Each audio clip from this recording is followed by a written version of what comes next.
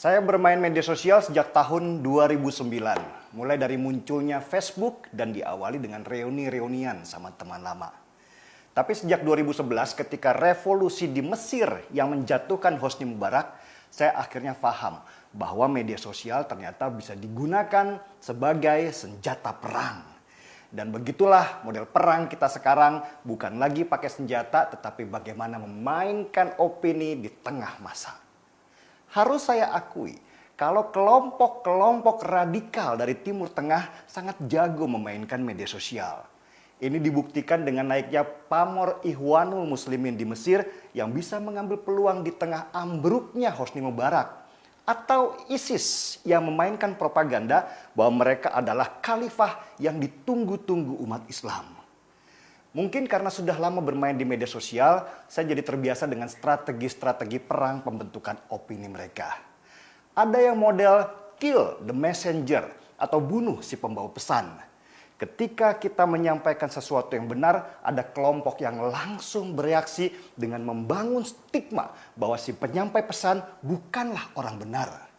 Saya sering menjadi korban dari model seperti itu. Dituduh penjilat, kafir, halal darahnya, dan segala macam tudingan untuk menjatuhkan kredibilitas supaya tidak dipercaya.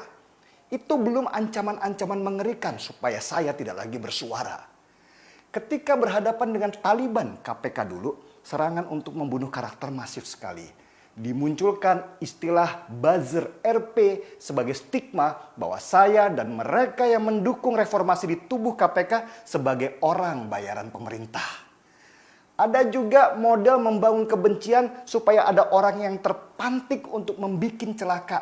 Seperti saat kerusuhan Mei 2019 lalu, mereka membangun opini dengan tagar Denny Siregar dicari anak STM.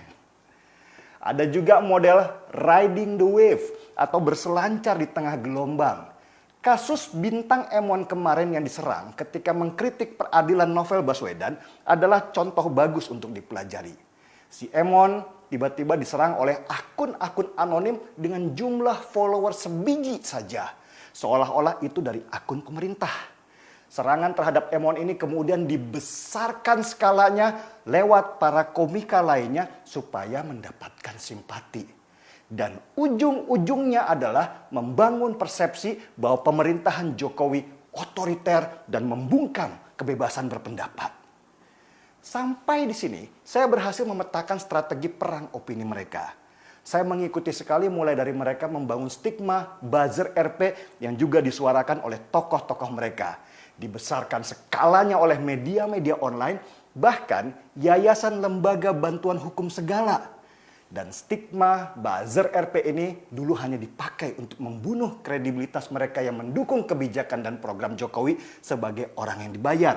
Tetapi sekarang mereka kerucutkan bahwa buzzer RP adalah alat Jokowi untuk membungkam kebebasan berpendapat di media sosial.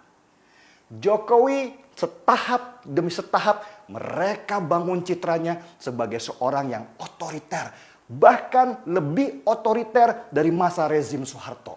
Kenapa harus begitu? Ini strategi untuk membangkitkan perlawanan seperti saat peristiwa 98 dulu.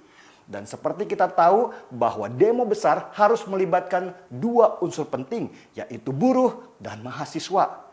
Ketika dua unsur ini ikut bergerak dengan jumlah massa yang besar, maka potensi kerusuhan sudah tampak di depan mata. Pentingnya seorang komika seperti Emon yang saya anggap sebagai korban dari permainan medsos saja adalah karena dia banyak penggemar dari kalangan mahasiswa. Dengan membangun opini bahwa dia dibungkam, maka diharapkan stigma bahwa Jokowi adalah pemimpin otoriter semakin menguat di kalangan mahasiswa. Dan strategi ini dibangun oleh para pendukung Novel yang juga pendukung KPK pada masa lalu saat dia masih berkuasa di sana. Nah, si penyerang komika yang sebenarnya bagian dari mereka juga itu, mereka stigmakan sebagai buzzer RP, yaitu alat Jokowi untuk membungkam kebebasan berpendapat. Supaya makin drama, mereka membuat poster di mana Emon dan Novel mendadak disamakan dengan para aktivis yang benar-benar dibungkam seperti almarhum Marsina, almarhum Munir, bahkan Wiji Tukul. dibangunlah narasi pemberontakan yang nanti akan berujung pada kata lawan. Oke, pertanyaannya, kemana ini ujungnya? Apakah selesai sampai di sini saja? Belum. Mereka punya agenda besar yang sedang disiapkan sebagai satu aksi massa besar yang diharapkan akan memicu kerusuhan. Yaitu saat Undang-Undang Omnibus Law kelak akan dikeluarkan. Undang-Undang Omnibus Law ini adalah undang-undang untuk melindungi investasi di dalam negeri. Dengan Omnibus Law, maka peraturan-peraturan investasi di daerah yang ribuan jumlahnya dan tumpang tindih akan disatukan dalam satu peraturan supaya lebih ramping dan menarik minat investasi asing. Kalau Undang-Undang Omnibus Law ini keluar, maka mereka akan menggerakkan barisan buruh yang merasa terancam dengan barisan mahasiswa yang merasa simpati dengan buruh, dan sudah pasti kelompok kanan berbaju agama akan ikut memanaskan situasi dengan membesarkan skala massa dan kerusuhan. Dan semua ini nanti akan menyatu dalam bangunan opini bahwa rezim Jokowi harus dijatuhkan karena otoriter dan kejam seperti saat menjatuhkan Soeharto di tahun 98. Sudah dapat gambar besarnya? Kalau sudah, kita seruput kopi dulu.